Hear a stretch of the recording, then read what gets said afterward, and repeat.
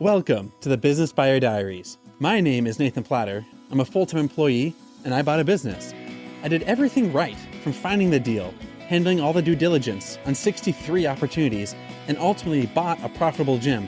And boy, was I in for a big surprise as a new owner. I chronicled everything in real time, including the biggest wins to the stressful nights at 2 a.m. I'm sharing my journey without sugarcoating anything, so you don't make the same mistakes that I did. Here's today's episode. All right, so we're near the end of month one, actually. Today is the 29th. It's a Sunday, so we've got like 22 days before month end. And yeah, here's going to be some raw numbers. Here we go. So historically, the club operating cost, fixed and variable, comes in between like 26 to like 29,000 a month. Closer to 26 on a normal, but some months pop like a quarterly tax payment or sort of expense. So what if it comes out to like 28 grand a month? Now for month one, we're probably going to finish at about 38,000 on the revenue for the whole month. Now it sounds like, oh great, 37 costs 28, that's 9,000 in net profit. Not quite. I've got a $5,500 rent payment, SBA loan payment, and so my break even is no longer 28, like 33, 34. But also with getting things started, there's some upfront costs. So like my insurance premium, that's paid, I think I pay it annually. And so like that was $1,000 for just like general and hazard. I can't remember what it was, but that's a one-time payment that covers multiple months. And then same with unemployment insurance, getting things ironed out and finalized, like one-time surcharges. So I haven't like sat down and look at all my expenses, but those are going to come at probably like 35, 36. And so if I finish at 37 and on paper, I'll be like a $2,000 net profit. And people might say, what? That's like my down payment was like 45 grand for the business. And in my head, like all the businesses I was looking at the studios, they dependably do, they would lose like 3,000 to 4,000 a month when someone has everything set up and everything is running smoothly. Losing 3 to 4 grand is the norm.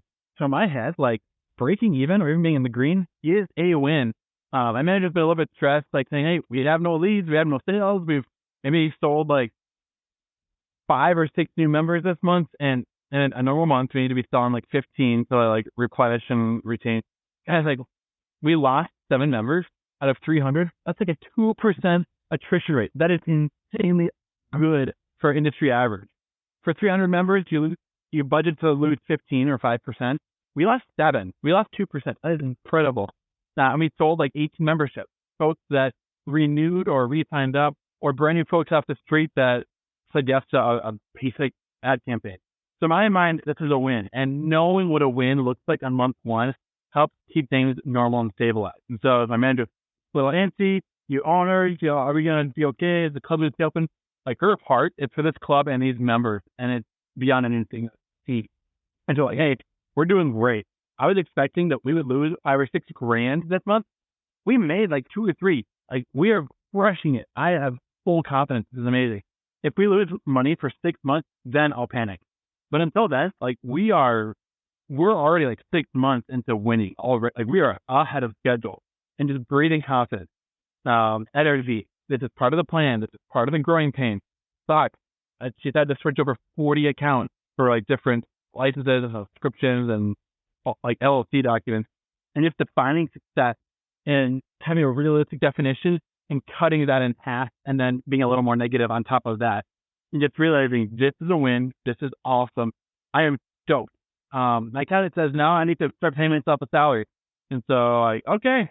And he said if this was a full-time gig, give myself a salary of $80,000 based on revenue, and kind of profitability, but revenue, so that I'm not going to get flagged by the IRS. And that's fair. $80,000 to own a studio like this, that's pretty nice. It's kind of generous, but I'm going to get out of it. And so I'm going to start paying myself. The first 3 weeks, I didn't pay myself anything, but now working this full time, I'll pay myself the equivalent of like 40 grand. But that's workload. If it becomes a full-time focus, then it'll be more. But dude, I'm so stoked. I've never been so happy to break even. This is where the power of small business popped up so quickly. So put down $45,000 on the loan. I made $2,000. Okay, we'll just say that sucks. Like, we'll say I make $2,000 a month every month going forward. That's 24 grand in a year. If I spend $45,000 and I make $24,000 back in my first year, that's basically a 50% return, like in my first year. After 2 years, I get all of my money back. Like $22,000 a month for 48 months or 24 months, that's 48 grand. Give me an investor where you get all of your money back in 2 years and now you're making money from there onward. That is insane. The stock market is 10%. What I just told you at the business is like a 40% return. Now there's stress, there's anxieties, there's bad dreams, there's membership turnover, there's employment turnover. It's not a cakewalk. It's not free money. But show me something where you get a 40% return on your money. And I have equity. I have ownership. I can sell the business and get money back. Like, this is why small business is powerful. Oh my God. I'm jumping on a soapbox here. And if these are rock and rolling and I can pay myself 80 grand a year and I have a sellable asset, like, that's a 150% return on my money every year. And then next year it's another 150, that's 300% return after 2 years. That is insane. And I didn't do it that long, so I don't know what else to say. But I'm stoked. Getting the ads agency figured out, the advertisements. I've been shooting TikTok reels, voiceovers, getting the agency teed up for success. I told them, I'm telling you, I'm in a few days overwhelm my team with leads so that I have to quit my job to sell full time to the gym. The staff can handle 5 or 6 leads a day. I want to get us up to 9 or 10 so that they're like begging me to hire a sales rep. I happily hire a sales rep. If I can't find one, I will do it myself. I'm going to be having 40 signups a month on a 300 member group. I think our capacity is 450. I only get 40 members a month coming in. We're selling 30 or so. I'll take care of the churn that happens. That'll be growing the membership base. That'll be in commission. Gosh, if we get 30 members a month, each paying 200, that's an extra 6,000 a month.